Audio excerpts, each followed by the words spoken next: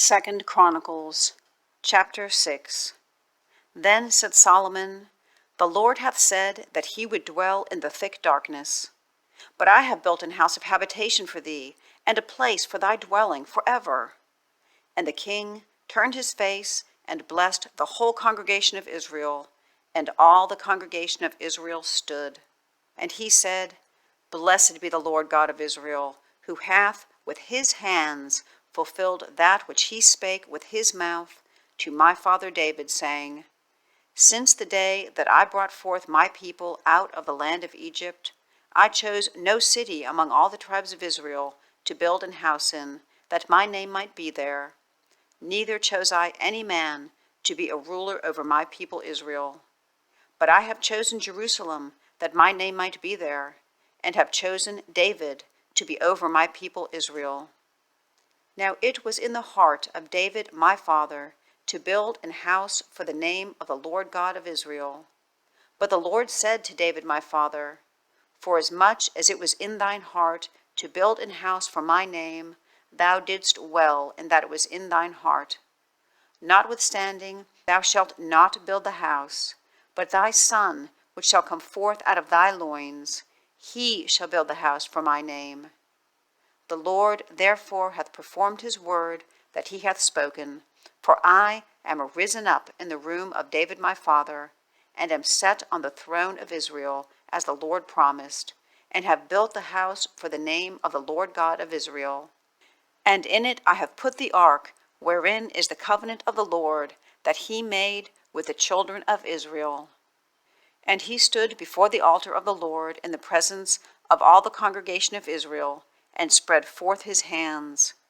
For Solomon had made a brazen scaffold of 5 cubits long, and 5 cubits broad, and 3 cubits high, and had set it in the midst of the court, and upon it he stood, and kneeled down upon his knees before all the congregation of Israel, and spread forth his hands toward heaven, and said,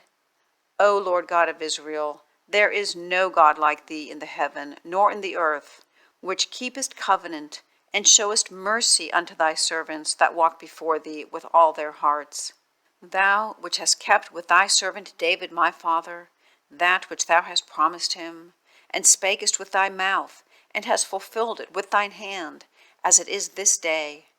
Now therefore, O Lord, God of Israel, keep with thy servant David my father that which thou hast promised him, saying, There shall not fail thee a man in my sight to sit upon the throne of Israel. Yet so that thy children take heed to their way, to walk in my law, as thou hast walked before me. Now then, O Lord, God of Israel, let thy word be verified, which thou hast spoken unto thy servant David. But will God in very deed dwell with men on the earth? Behold, heaven and the heaven of heavens cannot contain thee. How much less this house which I have built? Have respect, therefore, to the prayer of thy servant, and to his supplication, O Lord, my God, to hearken unto the cry and the prayer which thy servant prayeth before thee, that thine eyes may be open upon this house day and night, upon the place whereof thou hast said that thou wouldst put thy name there, to hearken unto the prayer which thy servant prayeth toward this place. Hearken therefore unto the supplications of thy servant and of thy people Israel, which they shall make toward this place. Hear thou from thy dwelling place, even from heaven, and when thou hearest, forgive. If a man sin against his neighbor, and an oath be laid upon him to make him swear, and the oath come before thine altar in this house, then hear thou from heaven, and do and judge thy servants by requiting the wicked, by recompensing his way upon his own head, and by justifying the righteousness, by giving him according to his righteousness. And if thy people Israel be put to the worse before the enemy, because they have sinned against thee, and shall return and confess thy name, and pray and make supplication before thee in this house, then hear thou from the heavens, and forgive the sin of thy people Israel,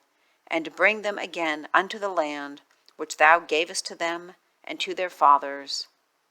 When the heaven is shut up, and there is no rain, because they have sinned against thee. Yet if they pray toward this place, and confess thy name, and turn from their sin, when thou dost afflict them,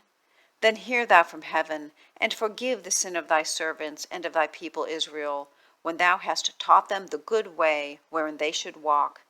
and send rain upon thy land, which thou hast given unto thy people for an inheritance. If there be a dearth in the land, if there be pestilence, if there be blasting or mildew, locusts or caterpillars, if their enemies besiege them in the cities of their land, whatsoever sore or whatsoever sickness there be, then what prayer or what supplication soever shall be made of any man, or of all thy people Israel, when every one shall know his own sore and his own grief, and shall spread forth his hands in this house, then hear thou from heaven thy dwelling place, and forgive, and render unto every man according unto all his ways, whose heart thou knowest, for thou only knowest the hearts of the children of men, that they may fear thee to walk in thy ways, so long as they live in the land which thou gavest unto our fathers.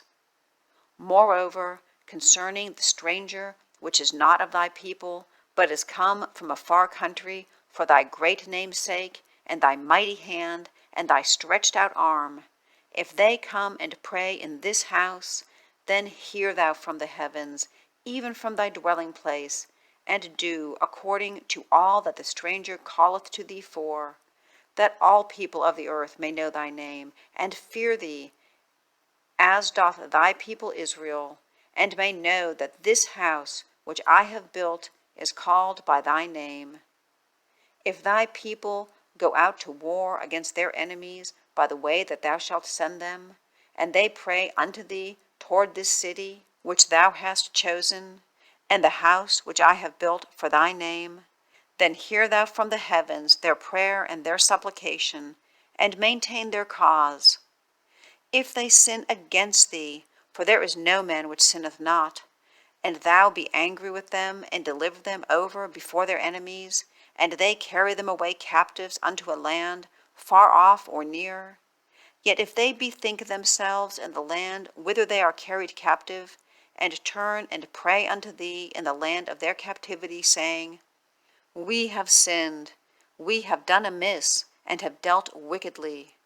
if they return to thee with all their heart and with all their soul in the land of their captivity, whither they have carried them captives, and pray toward their land which thou gavest unto their fathers,